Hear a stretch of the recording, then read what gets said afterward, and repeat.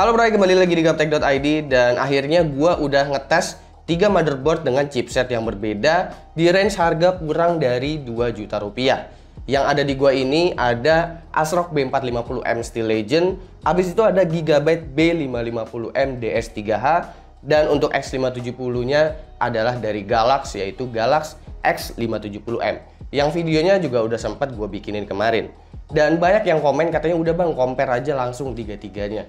Maka dari itu, gua akan compare ketiga motherboard ini, mulai dari fisiknya seperti apa, BIOSnya seperti apa, abis itu untuk performance-nya gimana. Sebelum gua mulai, gua mau kasih disclaimer dulu bahwa perbandingan ini hanya motherboard untuk ukuran micro ATX saja yang harganya di bawah 2 juta rupiah.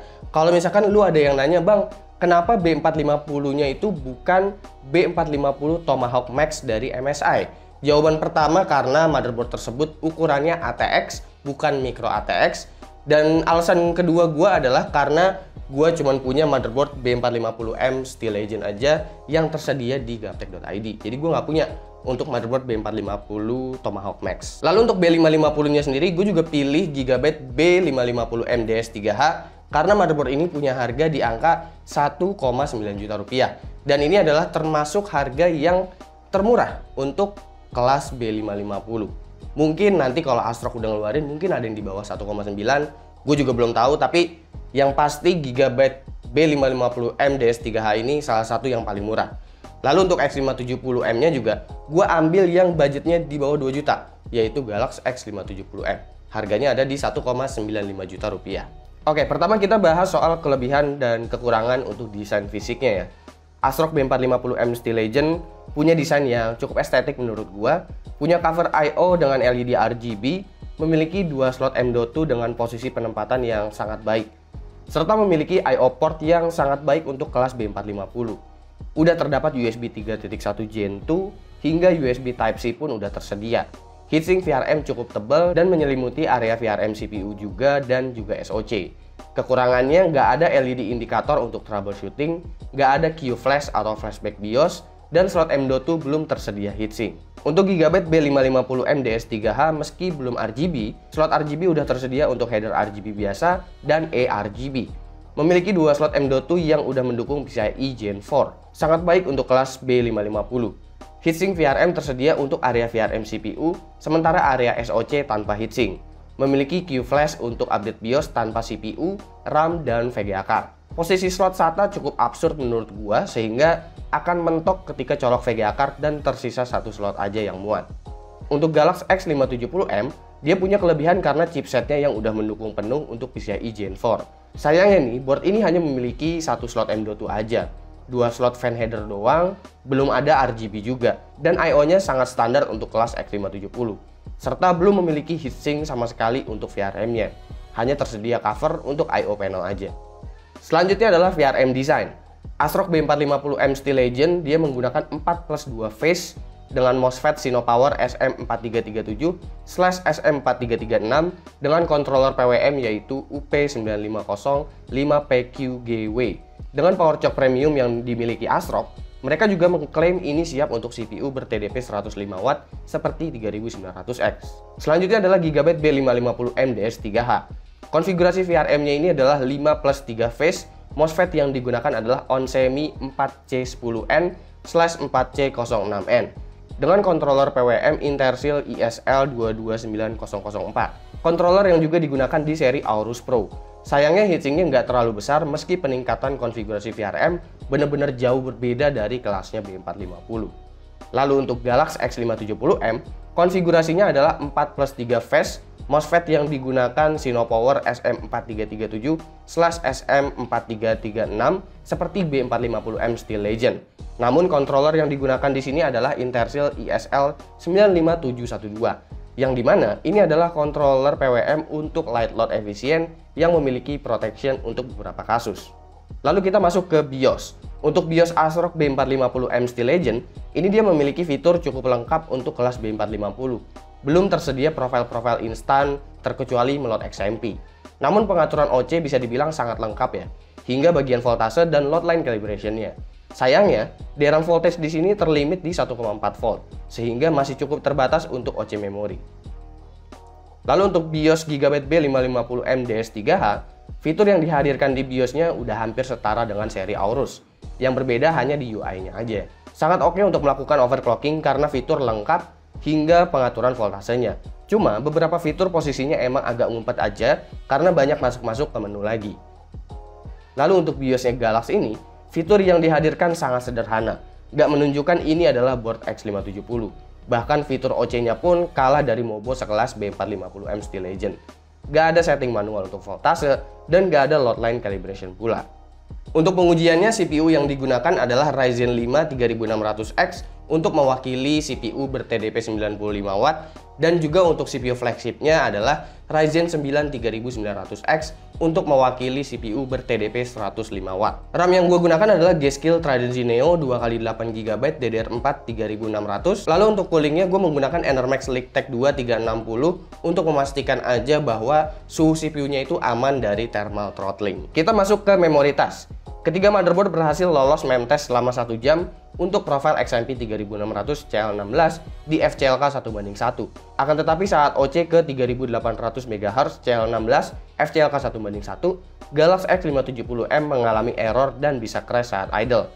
Jadi hanya bisa lolos boot aja, sementara ASRock B450M Steel Legend dan Gigabyte B550M DS3H udah oke. Memory score di Geekbench 4 DDR4 3600 ini, skor tertinggi di sini dimiliki oleh Galaxy X570M. Namun perbedaannya di sini sangat tipis. Lalu untuk memory score di DDR4 3800, skor tertinggi ada di B450M Steel Legend. Cukup menarik ya, mengingat DRAM voltage Steel Legend di sini terbatas di 1,4 volt. Sementara untuk skor Galaxy di sini 0 karena nggak lolos MEM test untuk 3800 MHz ini.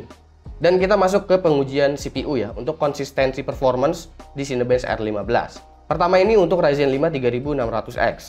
ASRock cukup konsisten dengan skor rata-rata mendekati 1600, Gigabyte memiliki konsistensi performa yang mirip-mirip lah. Dan Galaxy di sini cukup konsisten, tapi nggak pernah menyentuh angka 1600 sama sekali saat looping.